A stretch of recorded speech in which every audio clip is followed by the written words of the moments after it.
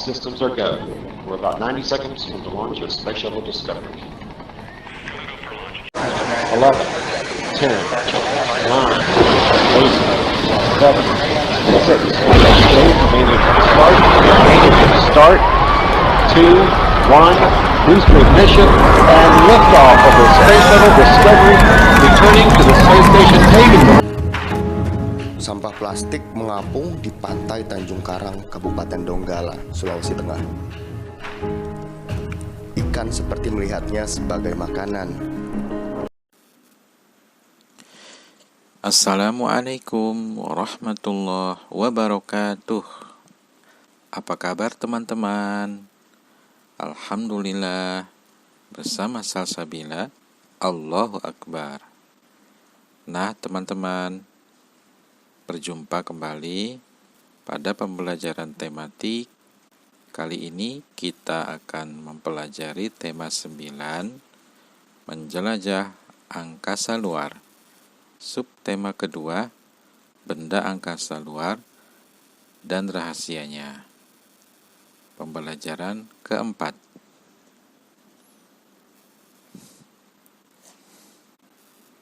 Sudah siap teman-teman? Baik, apa saja yang akan kita pelajari di pembelajaran 4 ini ya?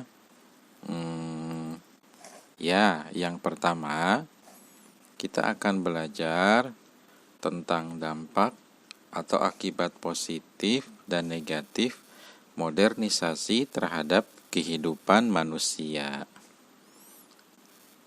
Yang kedua, kita akan belajar mengaitkan atau menghubungkan cerita fiksi dengan pengalaman pribadi.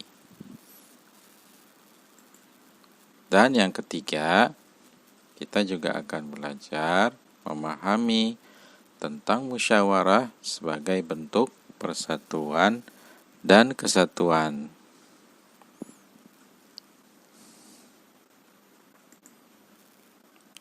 Nah, teman-teman, apa sih modernisasi itu?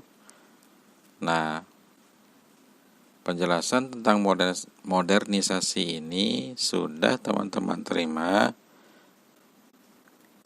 ketika di pembelajaran sebelumnya. Tidak ada salah ya, kita mengulang kembali. Modernisasi itu merupakan proses perubahan masyarakat untuk hidup sesuai dengan tuntutan keadaan yang semakin berkembang. Ternyata teman-teman, dengan adanya modernisasi ini terdapat dampak yang berpengaruh bagi kehidupan masyarakat. Dampak itu ada yang positif dan ada yang negatif. Berikut beberapa dampak yang positif dan negatif modernisasi terhadap kehidupan manusia. Apa saja ya? Dampak positif modernisasi yang pertama, cara berpikir masyarakat menjadi rasional. Artinya, masyarakat sekarang selalu berpikir berdasarkan ilmu pengetahuan. Yang kedua, ilmu pengetahuan berkembang pesat. Semakin banyak jumlah sekolah atau tempat belajar di tempat kita. Yang ketiga, mudah mengakses informasi. Yang keempat, mudah pula mengakses transportasi. Dan yang kelima, terdapatnya beragam jenis pekerjaan atau mata pencaharian.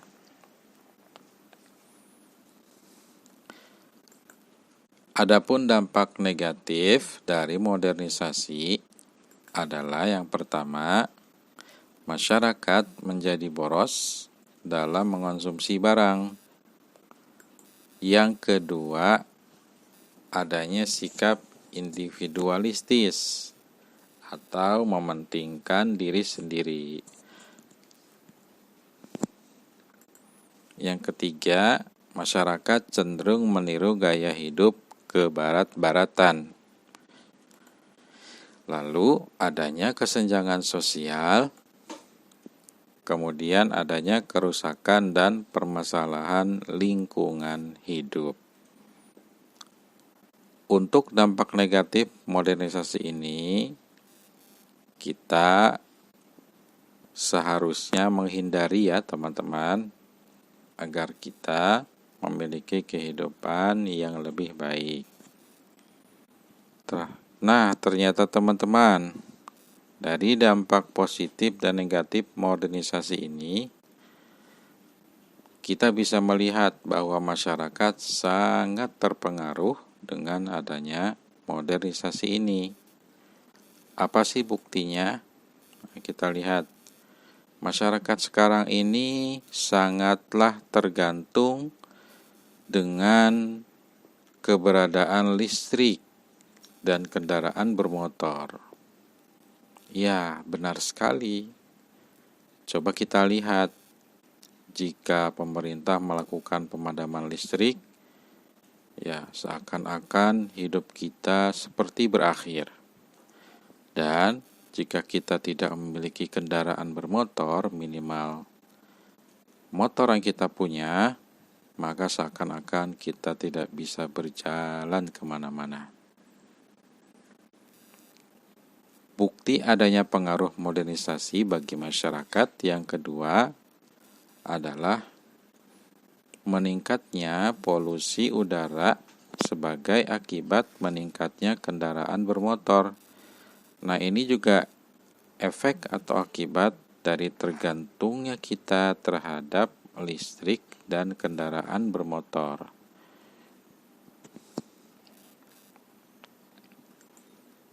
Yang ketiga, mudahnya masyarakat melakukan transaksi digital atau berbelanja daring misalnya, sehingga masyarakat cenderung memiliki kehidupan yang konsumtif.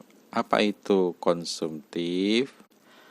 Konsumtif artinya kita membeli barang yang tidak kita butuhkan atau tidak kita perlukan. Anak soleh siap. Anak Islam, aku anak Islam, cinta pada Allah, sayang Rasulullah, Islam yes. Nah, tetap semangat ya teman-teman belajar pembelajaran jarak jauh saat ini. Baiklah teman-teman, mari kita lanjutkan pembelajaran kita. Siapa di antara kalian yang suka mendengarkan dongeng? Ya. Nah, di sini Pak Guru akan membacakan sebuah cerita fiksi. Tolong didengarkan dengan baik. Ibu membacakan sebuah dongeng kepada adik sebelum tidur. Dongeng tersebut berkisah tentang perjalanan seorang astronot keluar angkasa. Dikisahkan astronot itu mengalami kesulitan karena pesawat luar angkasanya rusak. Berkat usaha kerasnya, astronot tersebut berhasil memperbaiki pesawatnya dan dapat kembali ke bumi bertemu keluarganya. Dongeng pun berakhir, tetapi adik masih belum tertidur. Ia sangat tertarik pada cerita tersebut. Ibu, saat dewasa nanti aku ingin menjadi seorang astronot, kata adik kepada ibu. Ibu pun tersenyum dan berkata, "Jika ingin menjadi astronot, kamu harus belajar dengan sungguh-sungguh dan selalu bekerja keras." Ya, selesai ceritanya. Baik teman-teman, apa yang bisa kita petik dari cerita fiksi ini? Baik. Nah, dari cerita fiksi tadi kita bisa mengambil pelajaran bahwa seseorang yang ingin bercita-cita menjadi seorang astronot atau apapun cita-citanya itu harus memiliki syarat, yaitu belajar dengan sungguh-sungguh. Nah, tentunya teman-teman juga memiliki semangat seperti itu ya. Nah, pada kali ini kita akan belajar mengaitkan peristiwa dalam cerita fiksi dengan pengalaman pribadi. Mungkin ada di antara teman-teman yang punya kisah mirip dengan dongeng tadi, dengan cerita tadi ya. Mau tidur, dibacakan ibunya cerita atau dongeng, lalu ceritanya menarik, teman-teman tidak bisa tidur, dan seterusnya. Nah, sekarang diminta teman-teman menulis pengalaman pribadi dengan cara pertama buat judulnya dahulu, lalu tokohnya siapa saja, lalu buat alur cerita atau jalan ceritanya seperti apa. Nah, tulislah cerita tersebut berdasarkan pengalaman pribadi teman-teman. Bagaimana teman-teman? Kalian sudah bisa membuat cerita sendiri ya mengenai pengalaman pribadi yang sesuai dengan cerita fiksi yang dibacakan. Nah, sekarang Pak Guru akan mengajak teman-teman melihat pengalaman pribadi Pak Guru sendiri, yaitu pengalaman bermusyawarah. Pak Guru yakin dan percaya teman-teman juga memiliki pengalaman tersebut ya, tentang musyawarah. Nah, dalam hal ini Pak Guru akan menjelaskan tentang musyawarah sebagai bentuk persatuan dan kesatuan. Apa sih musyawarah itu?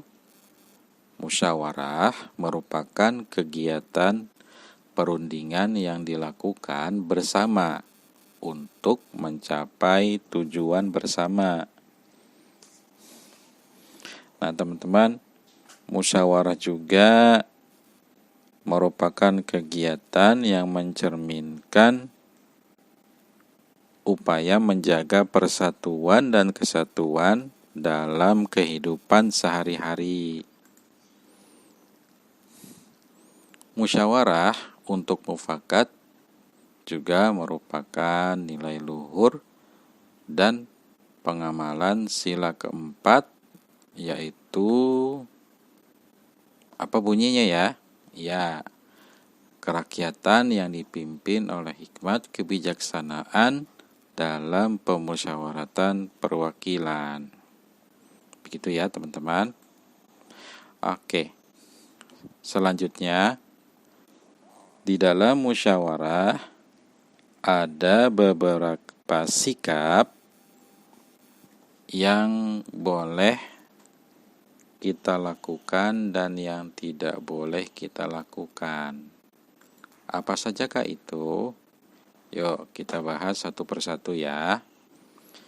Sikap yang boleh dilakukan dalam musyawarah. Pertama, bijak dan sopan dalam berpendapat. Hal ini perlu dilakukan ya teman-teman, agar ketika kita mengeluarkan pendapat tidak menyinggung perasaan orang lain. Yang kedua, setelah kita mengeluarkan pendapat, kita juga harus mau mendengarkan pendapat dari orang lain. Tidak boleh kita menjadi egois. Nah, yang ketiga, di dalam musyawarah kita diusahakan aktif dalam memberikan saran atau pendapat kita. Nah, selama proses musyawarah tersebut, ini yang bisa kita lakukan dan kita terapkan agar musyawarah berlangsung dengan lancar. Nah, mungkin teman-teman punya pendapat yang lain nih. Apa saja yang boleh dilakukan dalam musyawarah? Nah, boleh ditambahkan di kolom tanggapan ya. Nah, selanjutnya ada juga sikap yang tidak boleh dilakukan dalam musyawarah. Nah, hal ini harus kita hindari teman-teman ya, agar musyawarah dapat berjalan dengan lancar.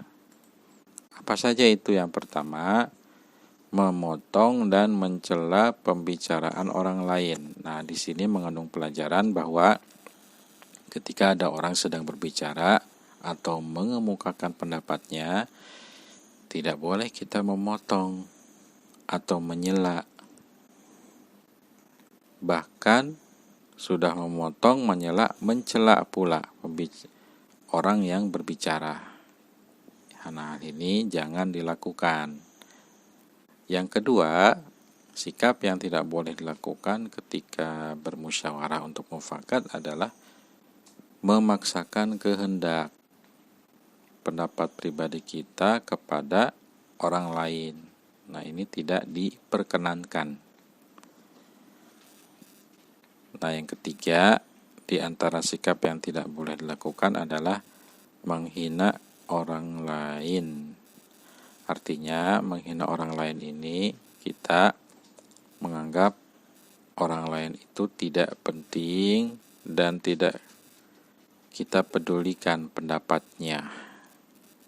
Misalnya mentang-mentang dia statusnya ekonominya ada di bawah kita. Nah, ini tidak diperkenankan.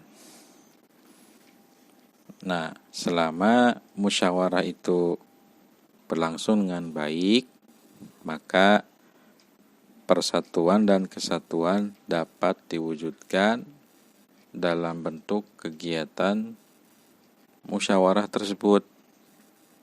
Nah, sekarang teman-teman coba ingat kembali bagaimana pengalaman teman-teman ketika melakukan pemilihan ketua kelas. Ya, apakah teman-teman sudah bersikap seperti sikap yang harus dilakukan dalam musyawarah? Atau ada yang pernah melakukan sikap yang tidak boleh dilakukan dalam musyawarah? Nah, silakan tulis di kolom tanggapan pada e-learning teman-teman masing-masing.